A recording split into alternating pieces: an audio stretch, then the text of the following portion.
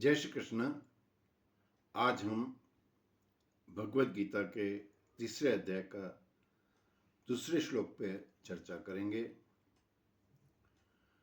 व्यामिश्रेणेव वाक्येन बुद्धिं मोहयसीव मे तदेकं वद निश्चित्य येन श्रेयोऽहमाप्नुयाम्।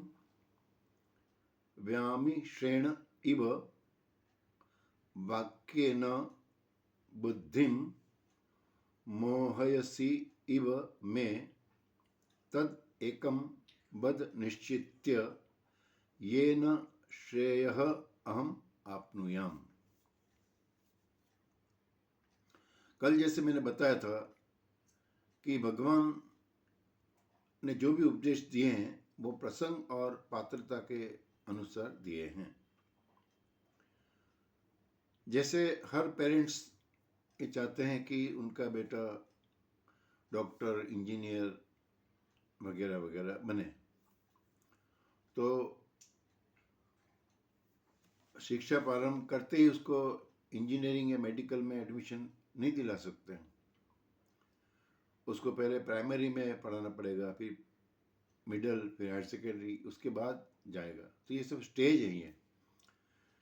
तो इस तरह से मोक्ष मार्ग, मोक्ष की प्राप्ति के लिए या ईश्वर प्राप्ति के लिए भी भगवान ने भगवत गीता में मार्ग बता रखे हैं। कर्म मार्ग, कर्मयोग, भक्ति योग और ज्ञान योग, तीनों मार्ग बता रखे हैं। तो अभी क्या अर्जुन का भी अंतकरण शुद्ध नहीं है, उसमें विकार हैं, राग द्वेष है, मोह है, इसलिए उसको कर्म करने के लिए प्रेरित कर रहे हैं ताकि इसकी अंतकरण की शुद्धि हो जाए। फिर जब छठे अध्याय में अर्जुन भगवान से प्रश्न करेगा कि चंचलम ही मन कृष्ण प्रमाति बलवत् दृढ़म तस्याहम निग्रह मन्ये वायोरीव से दुष्करम। तो मेरा मन बड़ा चंचल है, इसलिए भगवान उसको मन को एकाग्र करने के लिए 7वें अध्याय से 12वें अध्याय तक भक्ति योग की उपदेश करेंगे। तो भक्ति योग से उसका मन एकाग्र होगा, उसके बाद उसकी पात्रता प्राप्त होगी ज्ञान योग पे, ज्ञान मार्ग पे चलने की। इसलिए भगवान ने जो दूसरे अध्याय में बात करी है वो प्रासंगिक बात थी।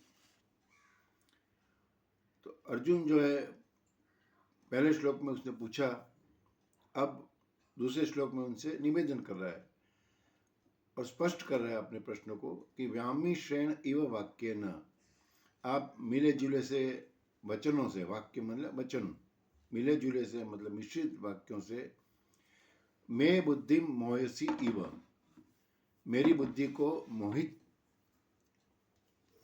जैसे मेरी बुद्धि को, इव मतलब जैसे या मानो, मानो मेरी बुद्धि को आप मोहित कर रहे हैं। इसलिए कृपा करके, तद इसलिए, एकम निश्चितम बद, एक निश्चित करके, एक बात को निश्चित करके ये न मने जिससे, जिसके द्वारा, अहम श्रेयम आप्नुयाम, मुझे कल्याण की प्राप्ति हो, मैं कल्याण को प्राप्त हूं। श्रेय मतलब कल्याण। तो यही उसने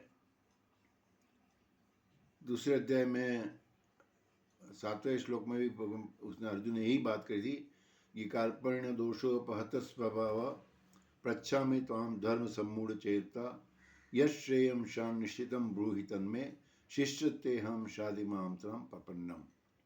मैं आपका शिष्य हूँ, मुझे पता नहीं है, मैं तो विमूढ़ हो गया हूँ, किंग कर्त विमूढ़ हो गया हूँ, मुझे पता नहीं है मुझे, मेरे लिए क्या उचित है क्या अनुचित है, इसलिए मेरे लिए जो उचित हो, मेरे लिए जो श्रेय देने वाला हो वो मुझे कहिए।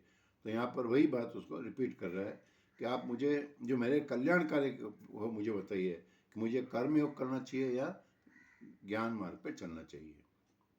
तो इस तरह से इस श्लोक का पूरा भावार्थी हुआ है कि आप मिले जुले से वचनों से मेरी बुद्धि को मोहित कर रहे हैं, विभ्रमित कर रहे हैं।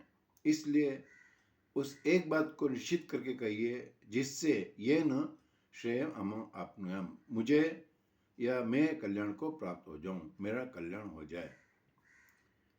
अब तीसरे श्लोक में भगवान उसको उसके प्रश्न का उत्तर देंगे। इसकी चर्चा हम कल करेंगे।